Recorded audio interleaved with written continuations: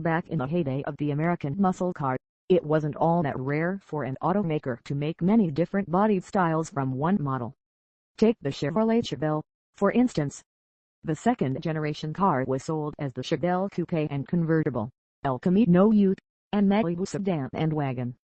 Mercedes-Benz takes the same approach with its bread-and-butter E-Class line.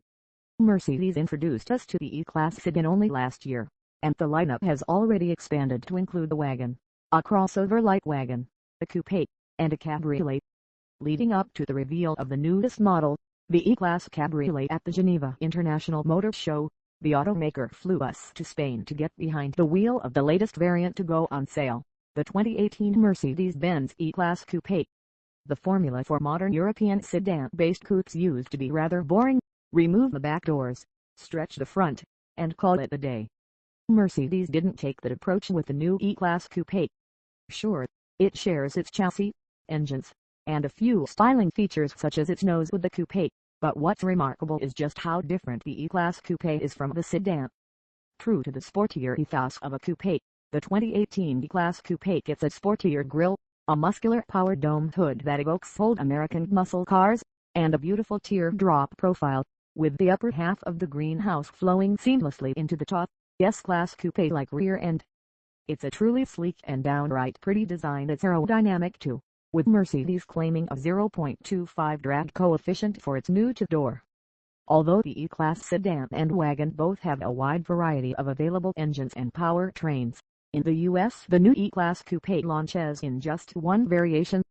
The Mercedes-Benz E400 Coupe is powered by the automaker's 3.0-liter twin-turbo V6, making 329 HP and 354 pounds-feet of torque, and mated to a 9-speed automatic transmission.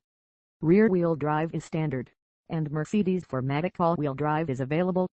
Although the E400 will initially be the only variant available in the US, the Mercedes-AMG E43 Coupe version using a hot-up version of the E400's V6 is a strong possibility, but a V8-powered E63 variant is unlikely. But it's not like the E400 Coupe really needs the extra power. Over 2 days of driving the E-Coupe through Spanish cities and the countryside, the Mercedes E400 Coupe reveals itself to be a wonderful grand touring car, but it's still built in the same mold as the personal luxury coupes of the 1970s. The twin-turbo V6's 329 HP is plenty to get the roughly 4,100-pound coupe going. Combined with the well-geared 9-speed auto, the engine doesn't suffer from any noticeable lag in the default comfort setting, and it happily purrs along quietly in the background. The E400 is a real cruiser in the American Boulevardier sense, not like your typical German Autobahn rocket. Throttle response is nicely tuned in comfort to be smooth and linear. The transmission is tuned well, too, firing off quick downshifts when necessary and without any gear hunting. Throttle and transmission response sharpens up a ton in Sport and Sport Plus modes, but I wouldn't bother. Comfort mode better suits the demeanor of the car. Unlike the always soft demeanor of the E-Class Coupe it replaces, the new generation does a remarkable job at balancing comfort and sportiness, or dynamism, as the Germans call it, on both pockmarked city streets and twisty country roads. The keys to that lie in its chassis and suspension systems.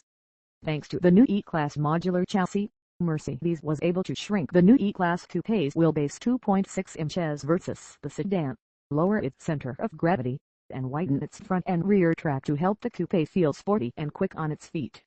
That's only half the equation, though. Mercedes also fit the E-Coupe with 3 different suspension systems: direct control, the base no-frills suspension, dynamic body control, a suspension with adjustable electric damping, and magic body control, full air suspension. I didn't have the opportunity to sample the base suspension system, but I spent plenty of time with both the dynamic body control and magic body control units. From behind the wheel, there are very few discernible differences between the two suspension systems. On Barcelona's city streets, both handled potholes, trolley tracks, and the occasional pedestrian kid without transmitting any of the punishment into the cabin. The differences are a bit more noticeable on twisty country roads, with the air suspension-equipped E-Coupe exhibiting slightly less body roll, but the differences are so minor that it's arguably not worth the likely hefty price premium one would pay for the air suspension. Besides, the E400 Coupe isn't what you describe as a corner carver. though it's perfectly capable of doing so, it does so with a sense of "did I have to?" reluctance. Again, the E400 Coupe would much rather be cruising. Part of what makes the Mercedes E-Class Coupe such an exceptional cruiser is its cabin, which blends new technology with old-school luxury. Up front is the E-Class sedan's twin 12.3-inch LCD screens, the left of which is mounted directly in front of the annoyingly off-center steering wheel and serves as a modular instrument cluster, and the right, center-mounted display that handles infotainment functions. Both screens are controlled via touch-sensitive thumb pads on the corresponding sides of the steering wheel. The E-Coupe is also available with Mercedes Drive Pilot's autonomous software, which helps reduce the driver's workload by automatically matching the speed limit and even changing lanes by itself upon the driver's command. On the luxury front, the E-Class Coupe's cabin features comfortable seats as long as you skip the sportier option and high-quality materials.